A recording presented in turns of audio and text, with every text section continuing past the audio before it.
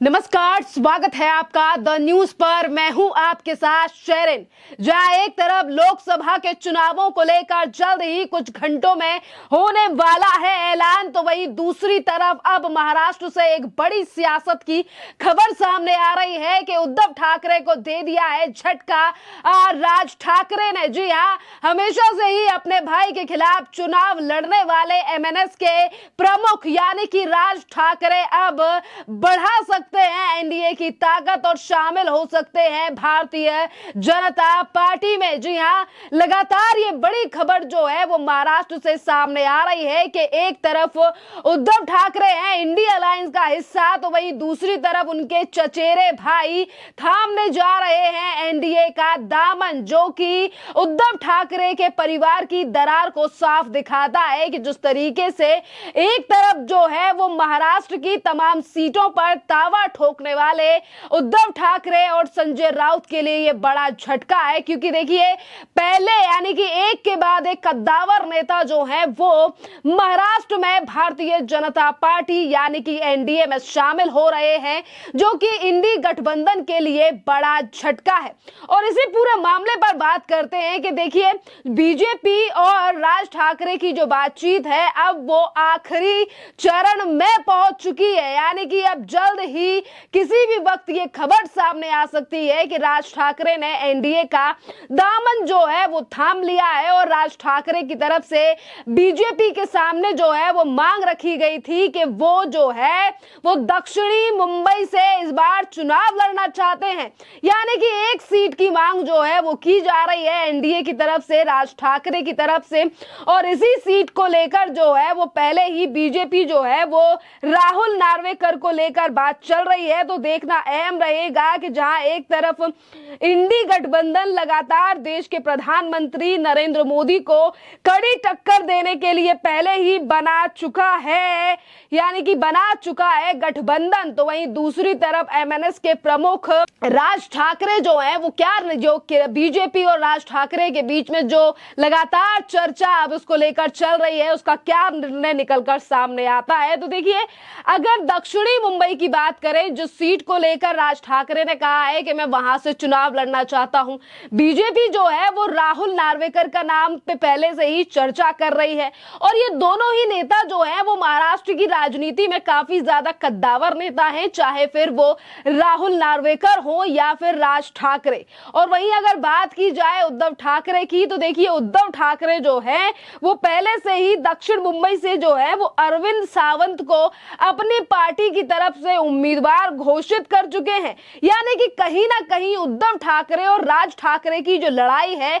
जो परिवार की आपसी लड़ाई है, क्या उसके चलते ही राज ठाकरे ने जो है वो दक्षिणी सीट यानी कि दक्षिणी मुंबई की सीट को चुना है, क्योंकि उद्धव ठाकरे पहले ही सीटों का ऐलान कर चुके हैं कि मुंबई में आखिरकार कौन कहां से चुनाव लड़ने वाला है, क्योंकि जो बचे कुछ नेता हैं उनमें सीटों का बंटवारा पहले ही जो है वो उद्धव ठाकरे ने कर दिया है कि इस बार लोकसभा चुनाव में कौन कहां से चुनाव लड़ने जा रहा है। और अगर बात करें हम राज ठाकरे और एनडीए के गठबंधन की या एनडीए में शामिल होने की राज ठाकरे की, तो ये चर्चा जो है वो जैसे जैसे चुनावों की तारीख नजदीक आ रही है, क्योंकि देखिए आज ही चुनाव आयोग की तरफ से एक बड़ा ऐलान कर दिए जाने वाला है, लोकसभा की तारीखों का आज से ऐलान होने की लगातार आशंकाएं सामने आ रही है कि आज चुनाव आयोग जो है वो तारीखें दे सकता है, तारीखों पर ऐलान होगा। तो वहीं दूसरी तरफ महाराष्ट्र में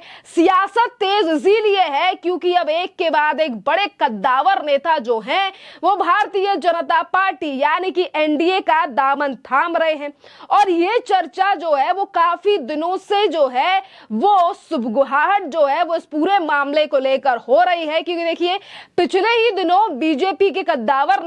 नेता हैं आशीष शेलार, और वो जो है राज ठाकरे से उन्होंने मुलाकात की थी और इन दोनों की जो बैठक है वो कई घंटों तक चली, जिसको लेकर ये तकाजे लगाए जा रहे थे। कहा जा रहा था कि जल्द ही राज ठाकरे जो हैं वो एनडीए का हिस्सा बन सकते हैं, क्योंकि राजनीति में चर्चाओं का बाजार गर्म होने में समय नहीं लगता है, क्योंकि ये माहौल जो है वो लोकसभा चुनाव का है, प्रधानमंत्री चुनने का समय है और इस समय पर पर तमाम राजनीतिक पार्टियां जो हैं वो अपनी अपनी तैयारियों में जुटी हुई हैं। और इसी बीच जो है वो महाराष्ट्र से सियासत में ये बड़ी खबर है कि लगातार उलटफेर जो है वो देश की नंबर 1 की अर्थव्यवस्था वाला राज्य यानी कि महाराष्ट्र में राजनीति हमेशा ही उफान पर नजर आती है। तो देखिए, जिस समय पर इन दोनों की मीटिंग हुई उस वक्त जो है वो आशीष शेलार ने कहा था कि राज ठाकरे और मैं लंबे समय से दोस्त हैं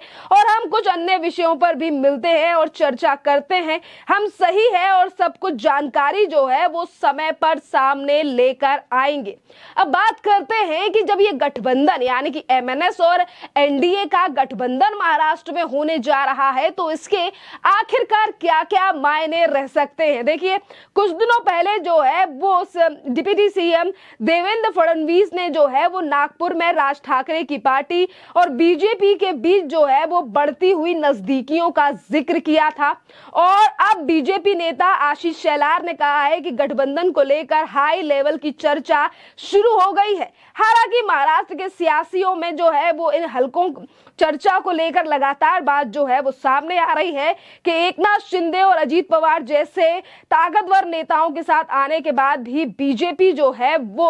यानी कि अगर राज ठाकरे की बात करें तो देखिए, राज ठाकरे जो है वो एक हिंदुत्ववादी नेता है और शिवसेना की छवि जो है वो भी कहीं ना कहीं पहले से ही हिंदुत्ववादी पार्टी से जानी जाती थी। पर जिस तरीके से 2019 में उद्धव ठाकरे ने एनसीपी और कांग्रेस के साथ गठजोड़ कर सरकार बनाई, जिसको लेकर कई बार सवाल भी उठे, तो वहीं दूसरी तरफ जो है वो हिंदुत्व को लेकर लगातार मुद्दे भी उठाते हैं राज ठाकरे। और इसीलिए ऐसा लग रहा है कि एक के बाद एक बड़े नेता अगर भारतीय जनता पार्टी में शामिल हो रहे हैं तो इससे लोकसभा चुनाव में एक भारी बढ़त जो है वो बीजेपी के लिए मिलती हुई दिखाई दे रही है। क्योंकि देखिए, शुरुआत हुई थी ये एकनाथ शिंदे और उनके साथ तमाम एमएलए और एमपी जो हैं जिन्होंने 2022 में भारतीय जनता पार्टी का दामन थामा। और उसके बाद शरद पवार के भतीजे यानी कि अजीत पवार भी अपने चाचा को छोड़कर आ गए एनडीए में और आज भी वो महाराष्ट्र में जो है वो एकनाथ शिंदे यानी कि बीजेपी सरकार का हिस्सा है। इसी के साथ अगर बात की जाए अब कांग्रेस पार्टी की, तो कांग्रेस पार्टी के कई बड़े नेता जो हैं, जैसे कि अगर हम अशोक चौहान की बात करें या इसके अलावा तमाम ऐसे नेता रहे हैं जो कि कांग्रेस का दामन छोड़ चुके हैं, जिससे कहीं ना कहीं कांग्रेस का जो है वो आधार खिसकता हुआ नजर आ रहा है महाराष्ट्र में। एक तरफ राज ठाकरे जो है वो बीजेपी में शामिल हो रहे हैं, कांग्रेस के नेता जो है वो पहले ही कांग्रेस को छोड़ रहे हैं। और एक और महत्वपूर्ण बात यह है कि एक तरफ महाराष्ट्र में सियासी तूफान इस कदर आया हुआ है